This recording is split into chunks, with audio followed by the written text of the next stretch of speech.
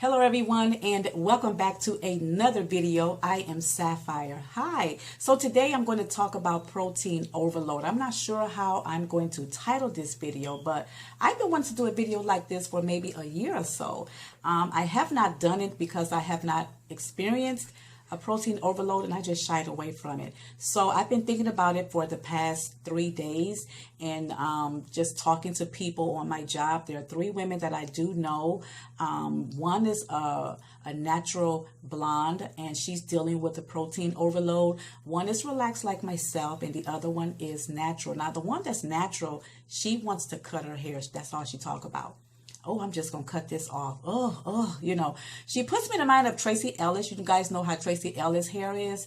So now she's just keeping it up. I have felt it in it and it feels really hard like a scouring pad. It doesn't move. You know what I mean? Even when it's windy, it just doesn't have any flowing, you know what I mean? And she wants to cut it. So I'm doing this video for them and anyone else that needs help with their hair if you're experiencing a protein overload. So a protein overload is just basically protein and moisture. If you have, too much protein, the protein and moisture, it just becomes unbalanced, just become a little unbalanced. And too much protein in your hair, especially with products. There are a lot of products out there that contain protein, but if you're using these products on a weekly basis, this will cause your hair to become very dry and brittle, coated, and it feels stiff. I felt her hair, it feels very stiff. It's just like trying to move this in wind. That's how her hair is. I've never seen that before until I met these 3, but her hair feels really stiff. Okay, and she wants to cut it. So here's some things that you can do to recover. It really depends on how severely damaged your hair is. It can take anywhere from 2 to 6 months. So here's some simple things you can do, and I've talked about this all the time. Okay, didn't realize that it can relate to protein overload. You want to use a clarifying shampoo. Now, we all know that clarifying shampoos get rid of all the gook and oil, dirt out of our hair. It also removes deposits from our hair as well. So it can remove some of those protein deposits out of your hair. Okay, so you want to make sure that you're using a clarifying shampoo. And afterwards, you want to deep condition your hair with heat for at least 30 to maybe 45 minutes. Okay, if you don't want to get under the dryer for that long, because I don't like to sit that long either. 30 minutes is enough for me. I don't, you get a heat cap if you have a heat cap, or just get a plastic cap and put it on your head, and then just get your winter hat that you wear in the wintertime and put that around your head and just leave it on for 30-45 minutes. That way you can move around. Okay, even with the heat cap, you can move around with the heat cap as well. Okay, so do these things. Okay, you also want to stay away from products that have excess protein and alcohol, because this will truly dry your hair out. Your hair is already damaging and you're just adding on more.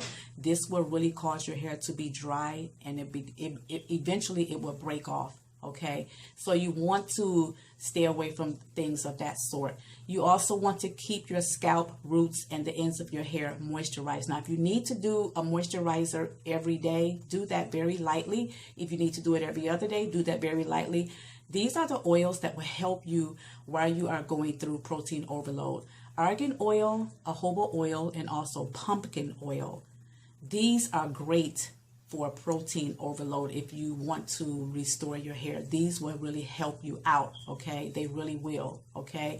You also want to, like your hairdos and things of that sort, you don't want to wear tight scrunchies or bands or braids or anything, twisties, all of that stuff. You don't want to do that. You want to loosen your hair, wear it loosely. My hair is in a bun like it's tight, but it's very loose. You want to get you a scrunchie that's ouchless. You want to get something that's satin or silk, okay, and start wearing those. You don't want to do too many braids because that's pulling on the hair. Wear it loosely, all right, and this will help you, okay? So I hope and pray that this help you. I really do. I hope and pray that it does help you. And I did this video because there are 3 women on my job that are, different hair types, textures. and they are suffering from a protein overload as well. Okay, so I hope and pray that this helps you. Okay, and if it's the Lord's will, you guys will see me in the next video. Thank you guys ever so kindly. Oh yeah, do your research on your products. You don't want to have products. I mentioned this before in my video. That's why I eliminated some things in my hair care. You want to use products that are organic or natural, okay? Because they don't have or contain a lot of proteins and alcohol, okay? So you want to choose products that, you know, just say if you say you see water, that's number one.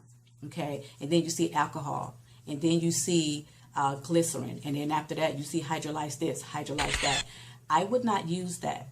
Set that aside, okay, and then you have to start over. Read your ingredients, okay. So if it's the 12th one, you have ingredients that have protein, alcohol. If it's the 12th one, okay, on down, then that's pretty much safe to use. But if it's the first 10 or the first 8 or 9, those are the ingredients that have more in it. It could contain 50, 60, 80%. But if it's 12 on down, it could contain 10, 20, 30%. And that's pretty safe to use. Okay? So I hope and pray that this helps. Enjoy your weekend, everyone. God bless you. Bye.